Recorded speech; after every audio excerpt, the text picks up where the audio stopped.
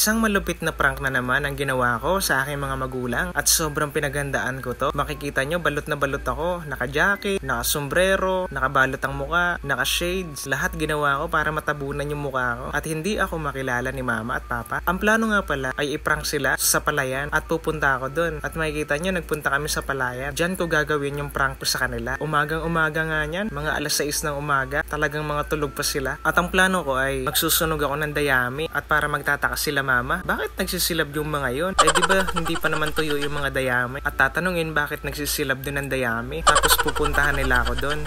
Excited na ako sa mangyayari. At sana effective yung gagawin ko. Napakaganda din talaga ng lugar namin. Lalo na kapag umagang umaga. Napaka-presko ng hangin. Maririnig mo ang mga huni ng mga ibon. At makikita mo ang paglitaw ng araw na napakagandang tingnan. Kahit sobrang katingan ng palayan, tinitiis ko. Maprank lang si mama at papa. Makikita nyo, balot na talaga ako. Alam nyo ba mga kulot, wala akong gloves niyan. Ang ginawa akong gloves yung medyas. Alam nyo kung bakit? Kasi nga may sobra akong daliri. Eh paano pag nakita ni mama yun? Alam na agad na ako yun. Eh di nabulilyaso agad yung ating prank. Kaya ginawa akong gloves yung medyas. Para-paraan tayo, diba?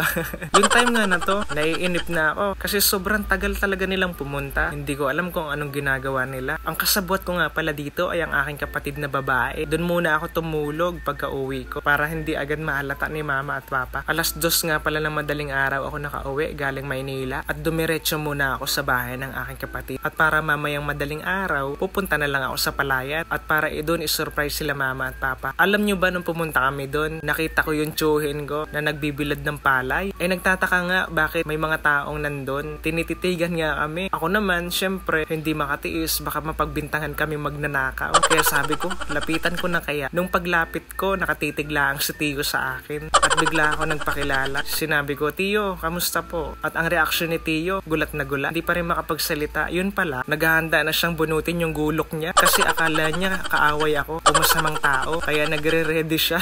Hanggang sa tinanggal ko yung sombrero ko at yung balot ko sa mukha. Pero hindi pa rin ako nakilala. Ewan ko ba? Hanggang sa nagsalita na ako. Sabi ko, Tiyo, ako po ito. Si Lester po. Ang gulat niya. Sabi niya, akala ko nasa Japan ka. Ay hindi po. Umuwi na po ako. Isusurprise ko nga pala sila mama at papa. Ay siya, ay ako'y gulat man de. Akala ko ikay masamang tao ay talagang bubunutin ko ang aking gulok. Ganun na sabi niya sa akin. Ay siya, muntikan pa akong mataga. Buti na lang at nagpakilala agad ako. At kung hindi, ay nakaw, baka may taga ako pag nag-surprise ko sila mama. Ako pa talaga ang masusurprise ng taga ngayon. Ayun, nakakatawa lang yung experience na yun. Pero nakakatakot kasi matataga talaga. Ayun, sabi ko kay Tiyo, sikreto lang po ito ha. At huwag niyo po muna sasabihin kay la mama. At sabi niya, sige, walang problema. Ayun, nagsilab nga kami ng dayami. Ang masama nito, hindi talaga pumunta sila mama at papa. Yun pala, hindi ako napapansin. Sabi ni ate sa akin, hay nako, isang oras kaming nandun. Pero kahit ganun pa man, napanood namin yung paglitaw ng araw na sobrang ganda. At ito nga, nabago na naman yung plano. At ang plano ay, isusurprise ko na lang sila sa tindahan. Kunwari, ako ay bibili at magpapangga. Hay, sobrang dami nangyari sa prank na to. Grabe yung pinagdaanan ko para sa vlog. Matapos nga pala kaming pumunta sa palayan, ay umalis na agad kami para baguhin ang prank. Napakahamog talaga nung panahon na to. Basang-basa nga yung pantalon ko nito. Pero laban lang. At ayan, naglalakad na kami. At ito na yung totoong prank. Bahala na kung ano mangyayari mamaya. At sana effective yung gagawin natin ngayon. Sobrang ganda din talaga ng lugar namin. Maraming palayan, maraming tanim na mga gulay, at preskong hangin, at magandang tanawin. Ibang-iba talaga kapag probinsya, napakaganda. At ito nga, malapit na kami sa bahay. Sabi pala sa akin ni ate, tulog pa sila mama at papa. Kaya naman pala ako sobrang tagal doon at walang pumupunta. Mga tulog pa pala ang mga tao. Ay hadoy na yan. Epic yung ginawa natin pagsusunog ng dayami. Akala ko may pupunta doon, wala naman pala. At ito nga, naglalakad na tayo at malapit na tayo sa tindahan at mapaprank na natin si mama at papa. Mga tulog pa yung mga kapitbahay namin. Kaya wala masyadong tao sa labas. At perfect ito para sa ating prank. At yun nga, dapat kailangan baguhin ko yung boses ko. At hindi ako makilala ni mama. At ang sabi ko, pabili ho, Batangas accent nga pala yung ginawa ko. At sabi ko sa sarili ko, magiging effective to kapag ginawa ko yun. Ay abaw, nung nagsalita ako, sabi ko, nagbablog lang po kami dyan. Kasi tinanong kami ni mama, parang hindi daw kami taga-hakot ng mga palay. Iba daw yung mga outfitan namin. At nung nagsasalita na nga ako, ay haday na yan, nakakahalata na pala si mama. Iba talaga kapag inaano, alam na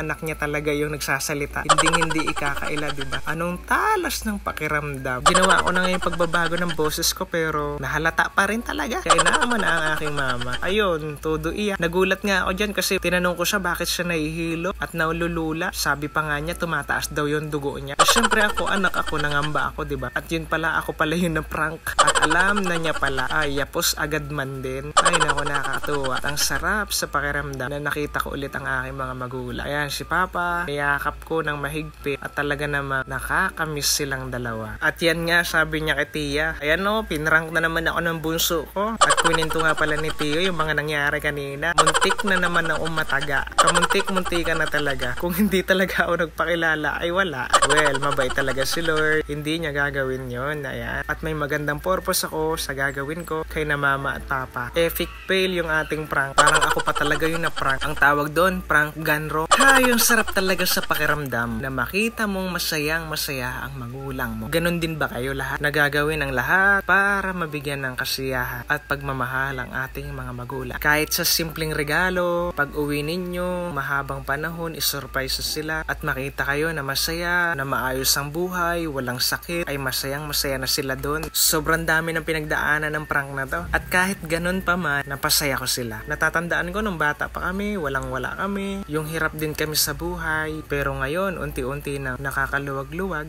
kahit papaano. At ibang-iba yung buhay namin noon sa ngayon. Ang sarap lang isipin na kahit papaano nakakatulong ka na sa magulang mo, nabibigyan mo yung gusto nila kahit hindi man ganun ka garbo, pero simple at masaya na sila doon. Ito nga, nagkakatuwaan kami dito dahil kanina muntik na talaga akong mataga. Wala, hindi ko talaga makakalimutan to. Maraming salamat nga pala sa kapatid kong babae at kay Litz, namahan ako sa prank. Ayan, sa taga-video ko at kay Natia at Tio at sa aking mga magulang. The best talaga ang pamilya ko. Sana nag-enjoy kayo mga kakulot at maraming salamat sa mga nanood at sana nag-enjoy kayo sa prank na ito. Next time siguro, mas gagandahan pa natin yung prank natin kay La Mama. Yung may thrill ba? Ay, sana maging mayaman na ako para mabigay ko palalo sa kanila yung mga pangangailangan nila. Ewan ko, ganun talaga siguro kapag bunso, ang priority ay mga magulang at gustong mabigyan na maginhawang buhay. Ang drama ko naman, di ba? Well, ganun talaga. Love na love ko ang aking mga magulang sana kayo din. So paano mga kakulot? Hanggang dito na lang ang aking vlog. Please like and share para marami pang makapanood ng vlog na to. Hanggang sa susunod. Bye-bye!